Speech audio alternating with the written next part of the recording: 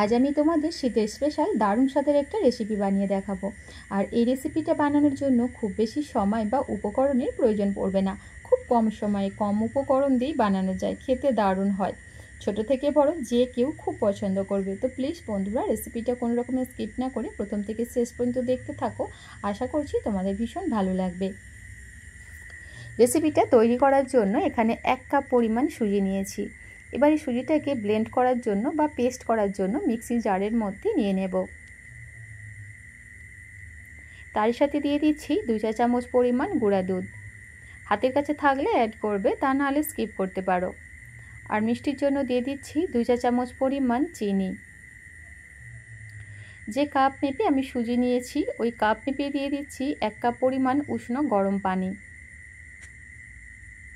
এবার মিক্সি জারের ঢাকনাটা লাগিয়ে সুজিটাকে খুব ভালোভাবে পেস্ট করে নেব। এখানে সুজিটা আমি খুব ভালোভাবে ব্লেন্ড করে নিয়েছি। একদম স্মুথ আর মসৃণ করে কিন্তু পেস্টটা তৈরি করে নিতে হবে। দেখতেই পাচ্ছ এখানে কিন্তু সুজির এই মিশ্রণের মধ্যে কোনো রকম দানা দানা ভাব একদমই নেই। ঠিক এইভাবে স্মুথ আর মসৃণ করে সুজির এই পেস্টটাকে তৈরি করতে হবে। এবার এই মিশ্রণটাকে একটা বোলের মধ্যে ঢেলে নিচ্ছি। সম্পূর্ণ মিশ্রণটাই বোলের মধ্যে নিয়ে নিয়েছি। একটা হ্যান্ড উইচ দিয়ে 2 থেকে 3 মিনিট সময় নিয়ে ব্যাটারটাকে খুব ভালোভাবে ফেটিয়ে নিতে হবে। খুব ভালোভাবে ব্যাটারটাকে আমি ফেটিয়ে নিয়েছি। এই পর্যায়ে দিয়ে দেব 2 চা চামচ পরিমাণ ফ্রেশ নারকেল কোড়া। নারকেল কোড়াটা অবশ্যই ব্যবহার করার চেষ্টা করবে, এতে করে খেতে ভীষণ ভালো লাগে। আবারও খুব ভালোভাবে নেড়েচেড়ে মিশিয়ে নিচ্ছি। খুব ভালোভাবে নেড়েচেড়ে মিশিয়ে নিয়েছি।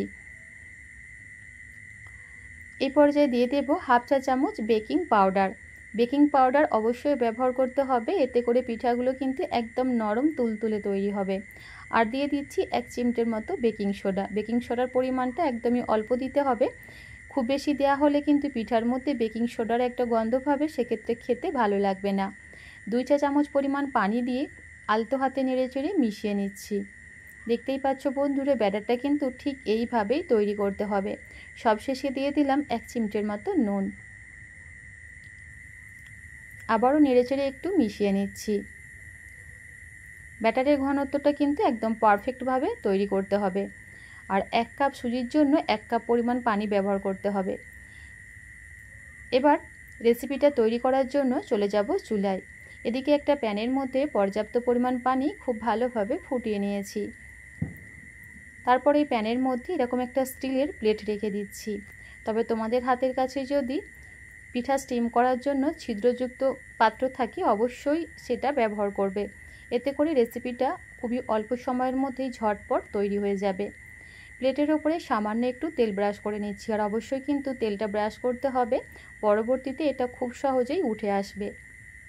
তারপর এক হাতে করে ব্যাটার এইভাবে প্লেটের মধ্যে দিয়ে দিচ্ছি।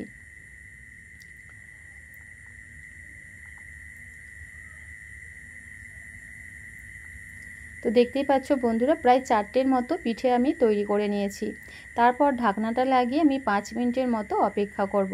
তবে তোমরা যদি এখানে ছিদ্রযুক্ত পাত্র ব্যবহার করো সেক্ষেত্রে অবশ্যই 2 মিনিটের মধ্যে কিন্তু এই পিঠাগুলো সুন্দরভাবে কুক হয়ে যাবে। আর দেখতেই পাচ্ছ এই পর্যায়ে কিন্তু উপরের অংশটা খুব সুন্দরভাবে শুকিয়ে গেছে। আর কতটা সুন্দরভাবে একদম নরম তুলতুলে আর ফুলকো ফুলকো তৈরি হয়েছে। ঠিক এইভাবেই কিন্তু পিঠাগুলো বানিয়ে নিতে হবে।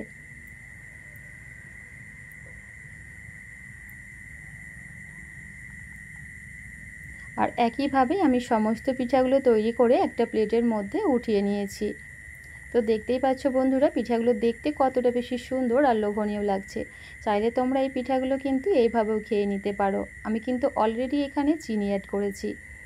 এবার পিঠাগুলোকে আরও অনেক বেশি টেস্টি করার জন্য আমি মালাই তৈরি করছি বা মালাইয়ের মধ্যে শোক করব। একটা প্যানের মধ্যে আমি হাফ লিটার দুধ নিয়ে নিয়েছি। 500 ml লিকুইড ফুল ক্রিম দুধ নিয়ে নিয়েছি। দুধটা হালকা গরম হয়ে যাবার পর দিয়ে দিচ্ছি 2 চা চামচ পরিমাণ গুঁড়া দুধ। আর মিষ্টির জন্য দিয়ে দিলাম খুবই সামান্য পরিমাণ একটু চিনি। তো মিষ্টির পরিমাণটা অবশ্যই নিজের স্বাদ অনুযায়ী এখানে বাড়িয়ে কমিয়ে নিতে পারো।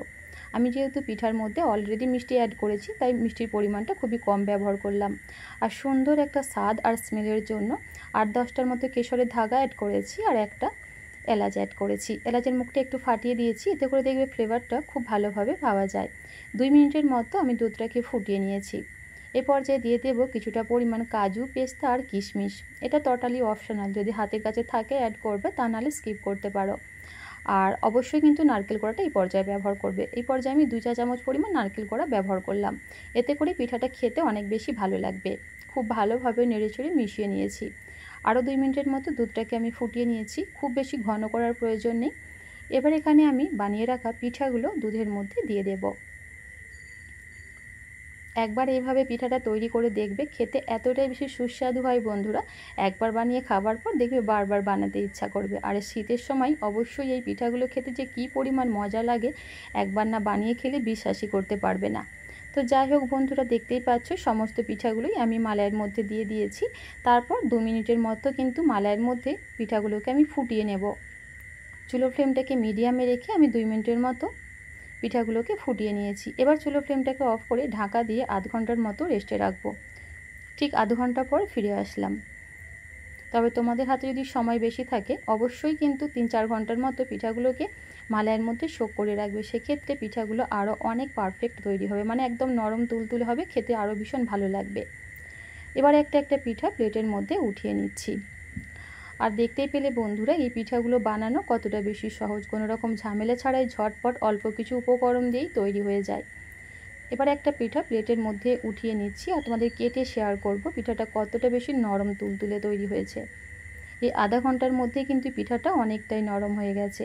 খেতে ভীষণই সুস্বাদু হয় বন্ধুরা, একবার হলেও বাড়িতে বানিয়ে দেখতে পারো। দেখবে বাড়ির ছোট থেকে বড় সকলে খেয়ে কিন্তু ভীষণ পছন্দ করবে।